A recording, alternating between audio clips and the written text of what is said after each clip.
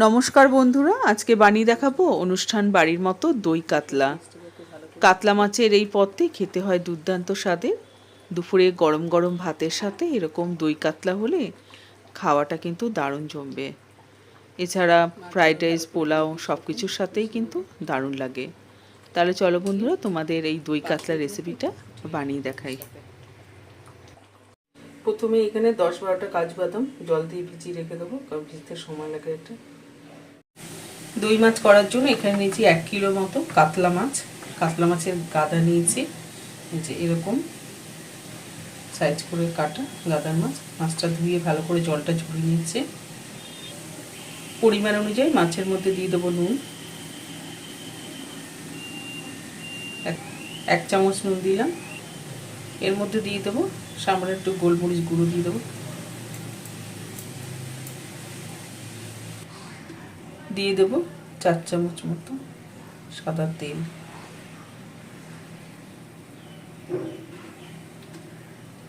এখন এই নুন গোলমরিচ দিয়ে ভালো করে মাছটা মেখে নেব।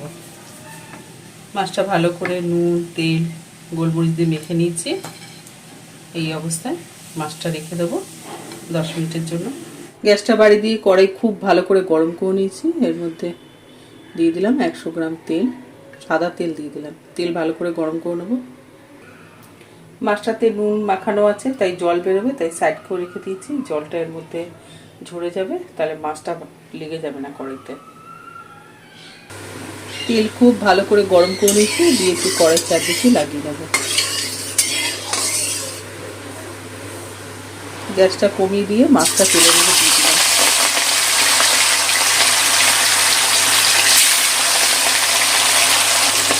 গ্যাসটা বাড়িয়ে দিয়ে মাছের এক দিকটা ভেজে নেব। মাছের এক দিকটা ভেজে নিয়েছি, আমি মাছটা রেখে দেবো।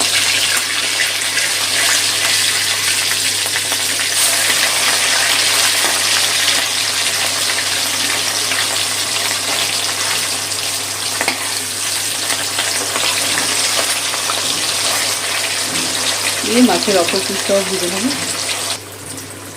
মাছের অপর পিসটাও ভাজা হয়ে গেছে, মাছটা নামিয়ে দেবো। তেলটা থেকে নামিয়ে দেবো।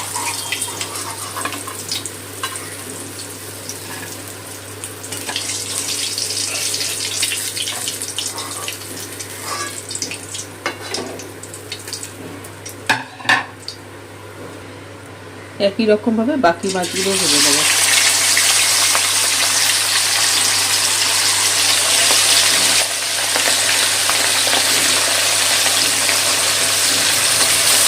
এদিকে মাছটা ভাজা হতে একটা মশলা করে নেব।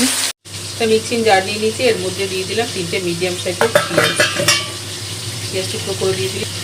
তার সাথে এখানে নিয়েছি 2 ইঞ্চি আদা আর একটা মিডিয়াম সাইজের গোটা রসুন আর 5-6টা কাঁচা লঙ্কা দিয়ে দিলাম। মশলার মধ্যে কোনো জল দেবো না, যেহেতু পেঁয়াজ আছে ভালো করে বাটা হয়ে যাবে। মশলাটা বেটে নেব। মশলাটা বাটা হয়ে গেছে, এই অবস্থা রেখে দিলাম। মাছটা খুব ভালো করে ভাজা হয়ে গেছে, তেলটা থেকে মাছটা নামিয়ে নেব।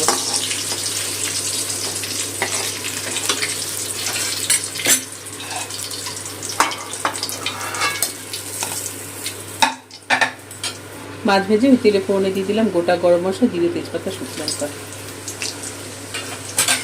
ফোড়নটা দিলে খেতে ভালো হবে। ফোড়নটা কিছুক্ষণ একটু তেলে ভেজে নেব।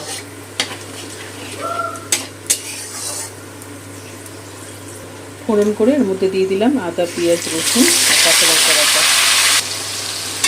মশলাটা একটু তেলে কষিয়ে নেব।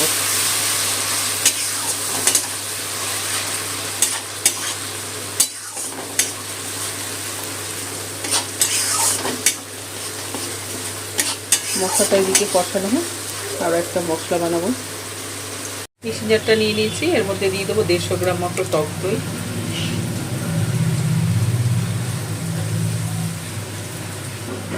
এই কাজু বাদামটা ভিজিয়ে রেখেছিলাম, এটা দিয়ে দিলাম।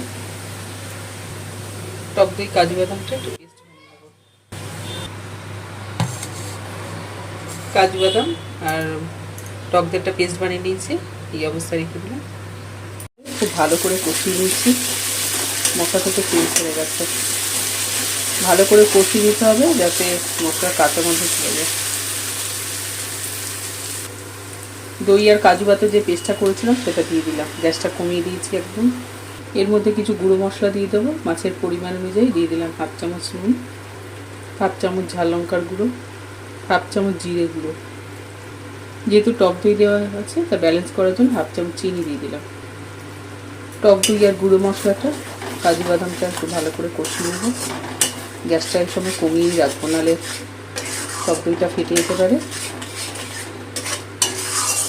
গ্যাসটা কমিয়ে মশলাটা কষিয়ে নেব।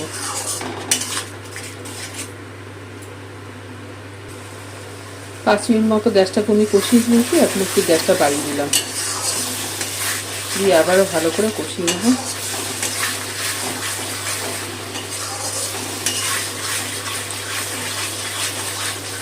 মশলা থেকে তেল ছাড়তে শুরু করেছে, ওতে মশলা বাটার জলটা দিয়ে দিলাম।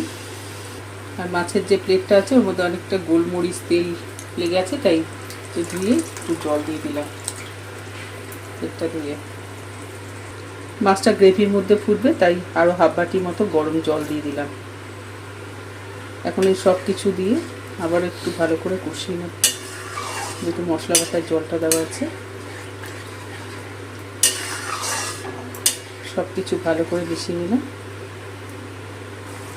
মশলা বাটার জলটা দেওয়ার পর গ্রেভিটা একটু 1 মিনিটের মতো ফুটিয়ে নিয়েছি।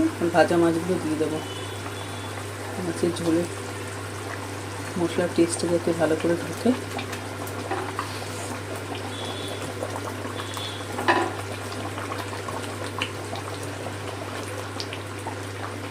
মাছগুলো ভালো করে গ্রেভির সাথে মিশিয়ে নেব,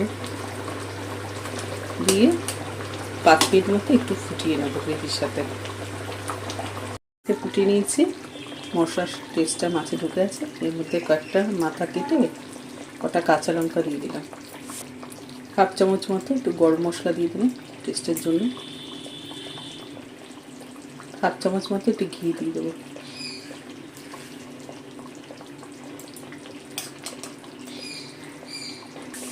গ্যাসটা একটু বাড়িয়ে দিয়ে গরম মশলা, ঘি, কাঁচা লঙ্কাটা একটু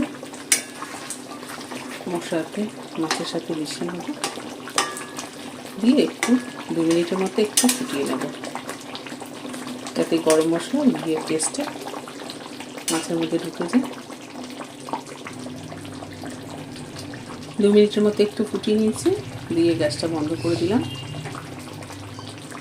তাহলেই তৈরি হয়ে গেল আমাদের দারুণ সুস্বাদু অনুষ্ঠান বাড়ির মতো দই কাতলা। মাছটা হয়ে গেছে।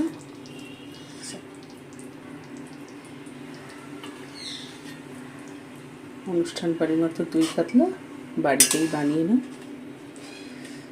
দারুণ হয়।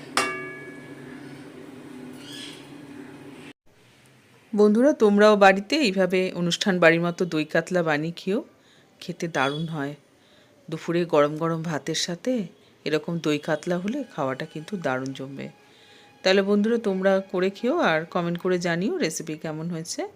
ভালো লাগলে অবশ্যই একটা লাইক দিয়ে দিও, আর চ্যানেলটা সাবস্ক্রাইব আর ফলো করার অনুরোধ রইল। আজ এই পর্যন্ত বন্ধুরা, আবার চলে আসবো তোমাদের জন্য নতুন কোনো রেসিপি নিয়ে। সবাই ভালো থাকবে, ধন্যবাদ।